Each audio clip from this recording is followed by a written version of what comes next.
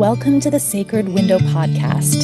Here, we look closely at the intersections of the postpartum window, the Ayurvedic perspective on health and healing, and the universal mother principles that are the keys to giving and receiving effective care. Hello, I'm Christine Devlin Eck. I'll be taking you through interviews with professionals who are making a profound difference in the lives of their clients, conversations with individuals brave enough to share their stories of vulnerability as a way to lift up others, and my own journey through birth, parenting, caregiving, and building a conscious business. We are here to honor the sacred windows, the profound transitions in life that give it all meaning. Welcome to the conversation. And I will never be the same again.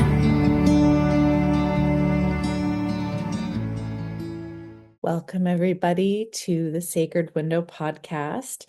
I'm delighted today to be talking with a colleague of ours in our Sacred Window community on the topic of the strong woman and what happens when the person who's holding everybody else finally lets themselves be held and be cared for.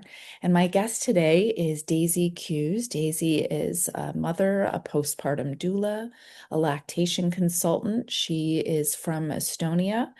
She supports families with guidance and practical help and evidence-based knowledge. And she is a deeply appreciated member of the Sacred Window community. Daisi, thank you so much for being willing to come and have this conversation with me today. Hello, everybody, and thank you, Christine, for your kind words. It's really nice and big honor to be here. I think that you really resonated with this topic from your own life. And I'm wondering if you would start this conversation out by just taking us back to your personal experience.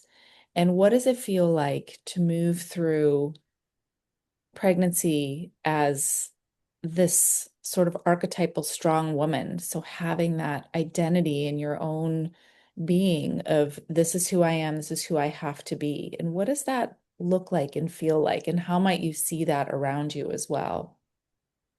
Yeah. Before I answer this question, I would like to briefly reflect on who I consider a strong woman and how a woman becomes strong.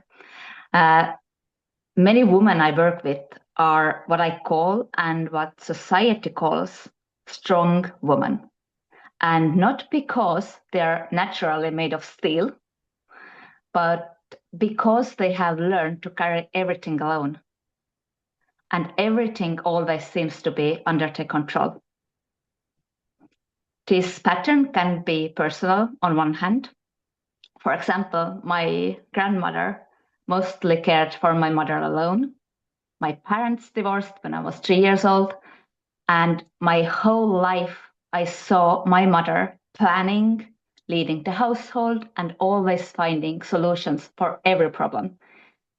But this pattern is not only personal, and it's cultural too. In Estonia, where I'm from, women have carried families through war, occupation, and poverty. And strength wasn't a choice. It was survival. And this history lives in the body. And I know it is similar in many other cultures too, not only in Estonia. So when a strong woman gives birth, she carries not only the baby, but generations of expectation, like how women are seen. And sometimes the shift from feeling strong to not feeling so strong happens already during pregnancy. And I would say it's mostly when a woman has some kind of complications. About my personal wounds, I had a miscarriage during my first pregnancy, and we lost twins in early pregnancy. And the situation that I thought I could control was completely out of my control. And I felt powerless, weak, and wounded, not strong at all. With my second pregnancy, I was more prepared and I already knew that I could not control everything, but I controlled everything I could. What strong women do. I ate healthy food, I rested a lot, and I prepared very seriously for birth. Books, birthing classes, like everything. And I also spent a lot of time choosing the perfect furniture, clothes for my baby, like everything. And I was so confident about the postpartum period that I didn't take any courses about it. And my only worry, because of my sad experience, was another possible miscarriage. So everything else seemed under control. Um, Being strong, managing everything, and having everything organized, that was something I was good at. This is what Daisy was. And so that is what my pregnancy looked like. Uh, I I felt not so strong during my labor. I remember having very intense contractions, but my cervix was not opening as fast as expected. And I was exhausted and I made loud, deep bear sounds, if you can say that. And I remember thinking that, like, one moment, I'm so tired. Okay, this is the moment I surrender. And surrender in that moment meant letting go of control. For me, it was a big, big shift because at that moment, my body relaxed. And of course, the labor started progressing. And I hear this at my work so often from different mothers. The turning point in birth came when they stopped trying to control it. But what strong women do, we want to control everything. I am sure we have women listening who felt confident all through pregnancy, and the real shift happened postpartum. So it can be different, but I think it's something, it's not like the shift is in one moment. It's slow. It's just like coming very, like, step by step to you. Mm, mm. It's so beautiful to listen to you talk about this, and I am also certain that there are many listeners out there who really feel this experience that you're talking about. And I think there's something about we want to control what happens because it's a way of protecting ourselves. It's a way of creating certainty or safety. It's a way of us being able to ensure that that on a most primal level, that we and those in our family are going to be okay. And so there's something about like really sending a lot of love and compassion to that part of ourselves that's deeply trying to do the best that we can and keep everybody safe. I also really resonate with your story of miscarriage and realizing that it's not always something that has to do with anything we did or anything we could have done. And that is like the beginning of realizing how tender the journey of parenthood is, because it's not all about our story, is it? It's a Yeah. much wider, more layered story. Yeah, that's true. And it's like the being strong. It's something that that has supported you all your life, and suddenly the very skills that keep you safe your whole life can start to feel isolating, when we are talking about postpartum time. Yeah. So let's go into that a little bit. When we think about, we're so practiced in holding everything together and making sure that you talked about your mom and learning from her how to just make sure everybody's needs were met and everything was taken care of. And that's just what has to be done. And when we are going through this portal, this sacred window of pregnancy into birth, into the postpartum window, like in what ways does this start to be counterproductive in the healing journey? In what ways does this start to, you gave that example of in birth where your body needed you to trust it and needed you to surrender. Talk about how maintaining and gripping onto that control starts to create a more difficult healing journey. Yeah. After the baby's born, women may feel that something is different, and they are still strong, but also tired. They're open and more like sensitive than you expected. And you want to control everything, but you may not know how to ask for help.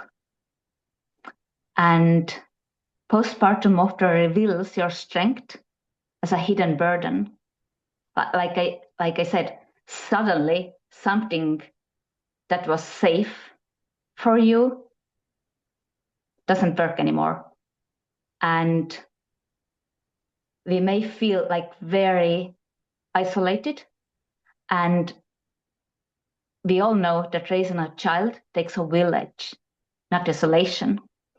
So after birth effort and planning do not work in the same way. And recovery does not respond to mental strength. It responds to being held. So it is very, very different from everything that carried you before. Your independence, your control, your power. It's like you're a new person. You were the strong woman, and now the strong woman doesn't know what to do because this doesn't work anymore. You need something totally different, something else. And nobody told you how to do it. What was the moment? Was there a moment when you realized that you needed to support other people in the postpartum window? I felt it with my first child and also with second one. With first child, it was quite in the beginning, because I really my body didn't work as I hoped. So I really more laid down than moved. So I needed like a physical help. And as my husband was with me, it was like easy ask from him. But there was also, but with my second kid, I remember I had like more experience. I was doula at that time already, but I needed someone to listen at me. And I think it was on the first week, maybe on the second week of postpartum, I just wanted someone to be with me, to talk to me, to listen at me. I even didn't need so much physical help, but just emotional support. So it was a bit different with both pregnancies. But with both pregnancies, I felt it. Mhm. Talk about like the community that you're serving in. You talked about how, where you live in Estonia, historically, you know, people are holding stress of war and dangers that people in other parts of the world may not be experiencing. And how has this shaped the importance of receiving care or potentially the lack of attention on needing care in the postpartum window? What are you seeing in your community with the clients that you serve on how willing they are to ask for support? Like I said, we are very strong, independent women. We don't like to ask help. And like having this situation in Europe, or I would say in the world right now, when there's war around, what have happened is like women don't want to, or families don't want to have children anymore. That's like, I think the shifts that I've seen. But I think like us asking help, it's not because of the war, it's just our history. Yeah. And it is like very hard to ask help. And yeah, it's just hard. It's just, I think there's maybe fear of asking help and fear of losing control and fear of being seen as weak, and especially in a society that praises strong, independent women. So in Estonia, we don't have postpartum care. We have several postpartum doulas helping newborn families, and that's it. And it's, I would say, it's luxury, not something that people will get easily. Mm. And I think how it affects also families is that we don't have like many children anymore in the family. We have one kid or two kids, and not like 5 or 6 or 7, because we know we need to survive without help. Mhm. Mhm. How are you sharing your gifts and passion for caregiving with others?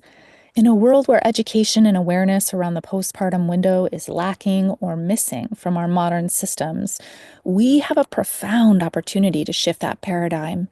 You may be a few simple offerings away from making a truly impactful difference in the lives of mothers and families in your community. We are here to support your journey in the ways that work best for you.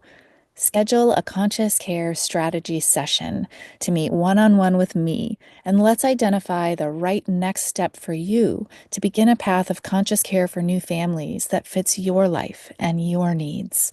Visit www.sacredwindowstudies.com/strategy session to schedule a time that works best for you. That's www.sacredwindowstudies.com/strategy session. It's a really common experience for people to resist asking for help. And I've thought about this a lot because I have built my life's work around this mission of increasing awareness and education about the importance of postpartum care. And yet, even for me, when I had my babies, it was hard to ask. It was hard to ask people. And there's something there that, regardless of where we're from, in this modern world where we've, come through I think of, my mother's generation, really pushing against that, standard of gender roles and, really claiming their independence. And along with that came this determination to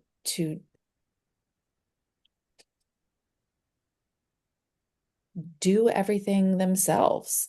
And of course the natural, um, many of us are not living close to our parents. We're not living close to our family members. We're not seeing people around us um, have family coming in to support them in, the amount that I think is truly impactful. Because, even somebody coming in for a week, we know that the postpartum window, that healing journey is so much longer. It's so we are in need of extra support for much longer than we give ourselves preparation for. And I heard you say earlier that you were very confident about your postpartum window moving into it. And even though you didn't take any classes about Yeah, it. I'm strong. I will manage Yeah, everything. yeah, I got it. And That's I was the it. same. Like, we're good. Like this, it's Yeah. intuitive, right? We'll figure it out. It'll just be really sweet. We'll just, snuggle and we'll rest and it'll be fine. But I'm curious for you, what was that first moment like where you realized that, oh, this is so much harder than I thought it was going to be?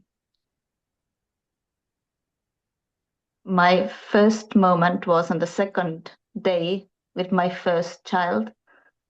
We were in the hospital and I put him onto my breast at 11 a.m. and he tried to breastfeed and latch correctly until 7 p.m. I wasn't able to eat. I wasn't able to go to the toilet. I wasn't able to sleep. And I was in such a big pain. So I cried. I just cried. And finally, I said to my husband, okay, let's bring the midwife. And I'm not like, I'm leaving. I'm not going to do it. That was like the moment I was like, oh my God, really? Is it like going to be so bad? Then, of course, it went a bit easier when we got home. But then I had really bad breastfeeding issues. And then I felt it again. And of course, all these like small moments when you are trying to drink tea and then you realize, okay, this tea has been in my microwave already like 3 days and I have reheated it already probably 5 times and it's still there. Oh, my tea is there. Like,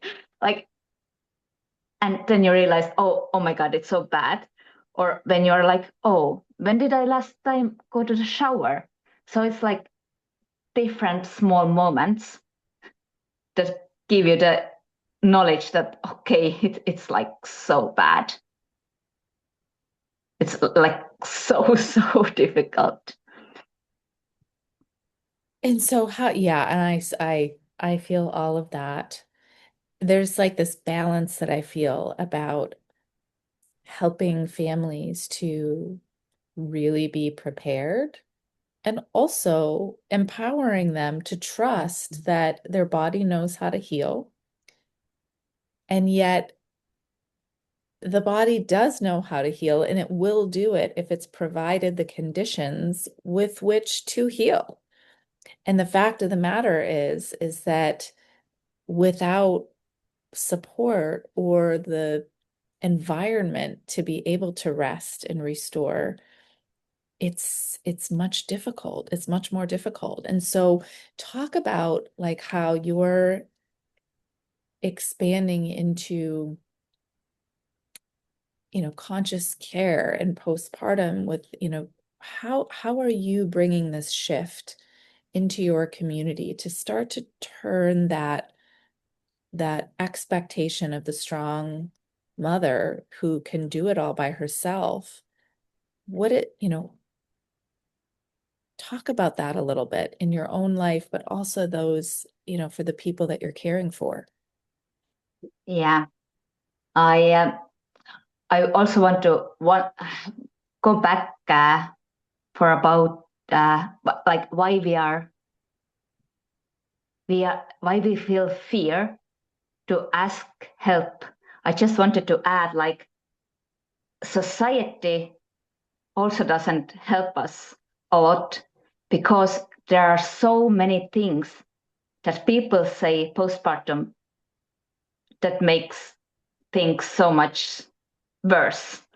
And my personal experience comes from my mother-in-law. I was struggling a lot, and she said once, like, you say you are having a difficult time, have 5 children like I did, and then we can talk. How do Oh, you feel, Christine? oh my Like, gosh. yep, you're healing, you're needing help, you're asking help, you're finally asking help, and it's difficult.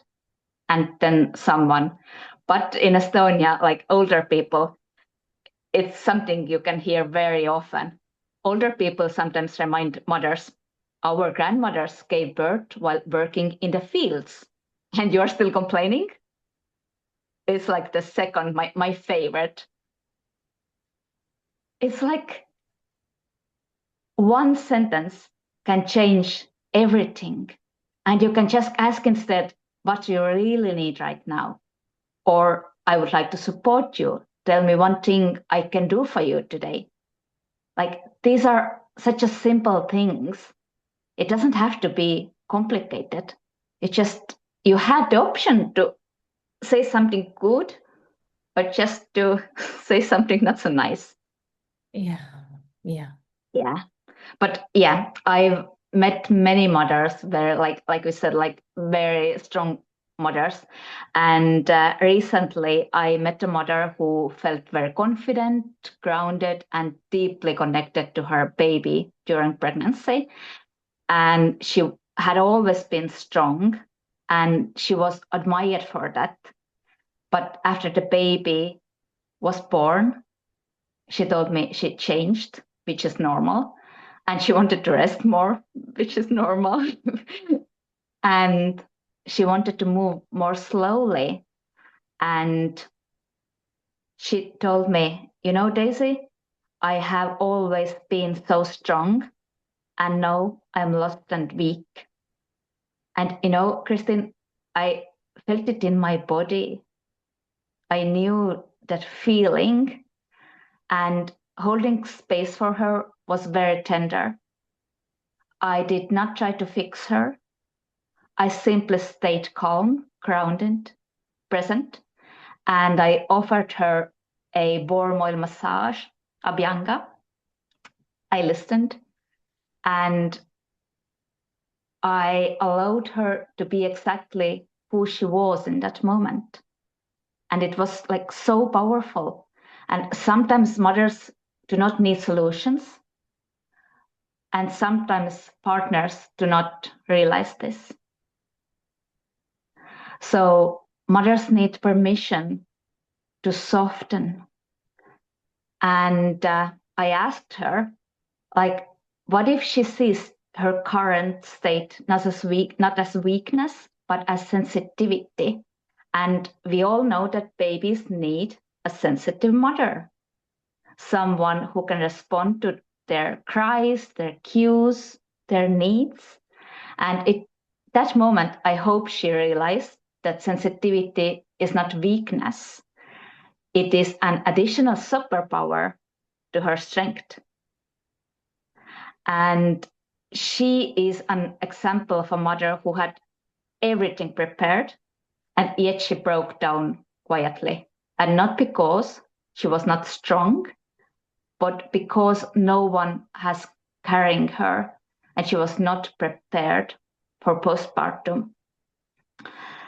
And me and other postpartum professional can offer so much for all women.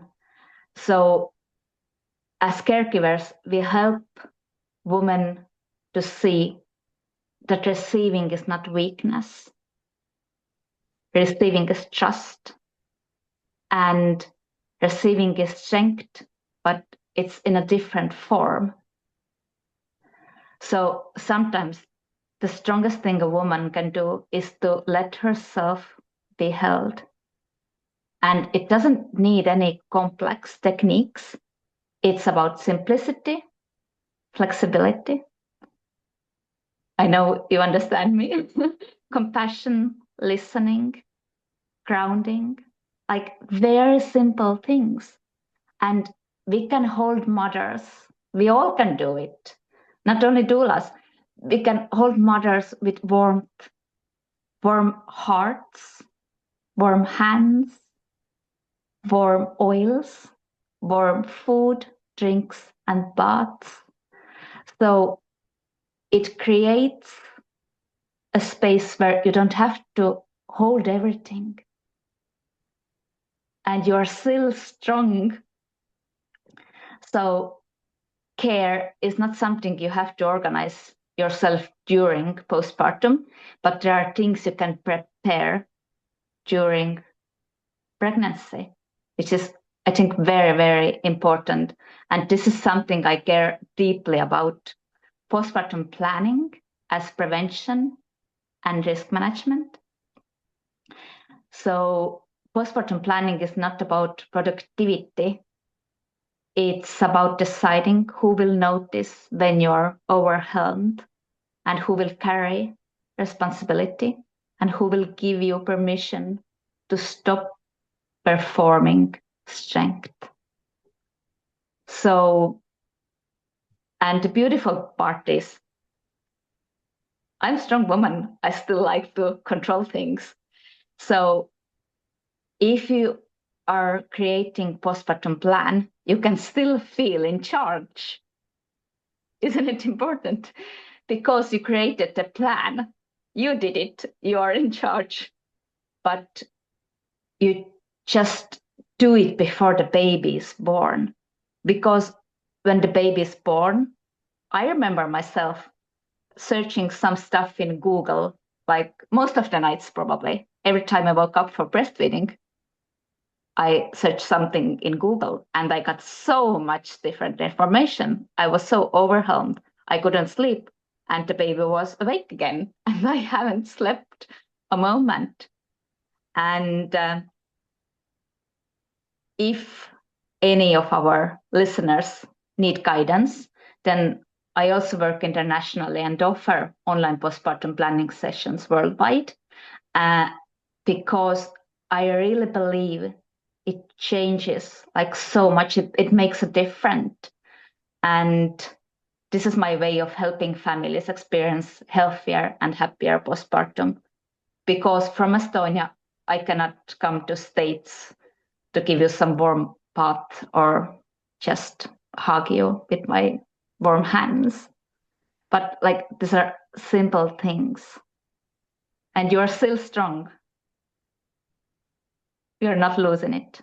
Definitely not. I think that we have so many of us, it's our constitution to be take charge people. That's beautiful. We don't lose our strength. We don't lose our independence when we go through the sacred window or go through transition. We can embrace that, and there will be a time where we'll feel that again and we'll be ready for that again. But it's all balance, isn't it? It's finding Yeah.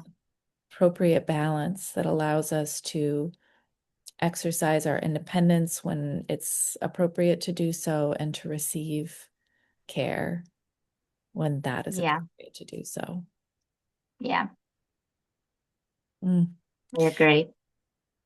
Daisy, I love this conversation, and I hope that for those of you listening, maybe you know somebody who is also somebody that really struggles to ask for the support that they need.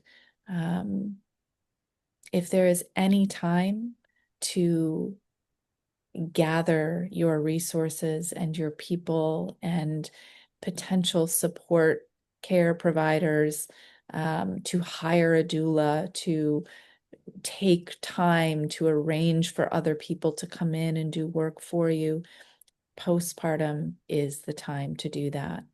And that was not emphasized enough for me at the time when I was becoming a parent. And I know that that is something that many of you out there have experienced as well. And there is an opportunity for all of us to begin to shift the paradigm to one where receiving community healing support during the postpartum window is just what we do.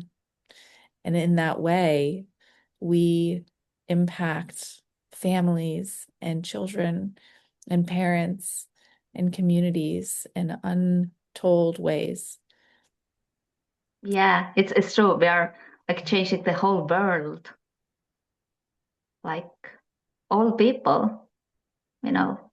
It's so powerful. Mhm. Daisy, thank you so much for sharing this conversation with me. It's so important. And I'm so grateful that we have the opportunity to be connected as a worldwide family of care providers. And um, and I urge our listeners, all of Daisy's information will be in the show notes. Please follow her work and know that she is out there as a planning support no matter where you live. Daisy, thank you so much. Thank you so much, Christine, for this work you do and the word you help us to share. Thank you.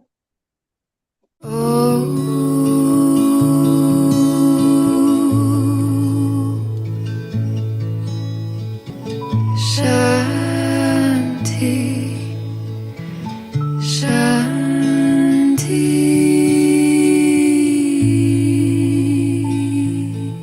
The Center for Sacred Window Studies has been training postpartum care providers, professionals who work with new families, and individuals passionate about postpartum care since 2018. We regularly host live free events alongside our online and in-person training and certification programs. Hop on our newsletter list to get direct access to all of our events and community support gatherings. Our mission is not only in training conscious postpartum care providers, but in fostering a robust, informed, and thriving community of postpartum professionals.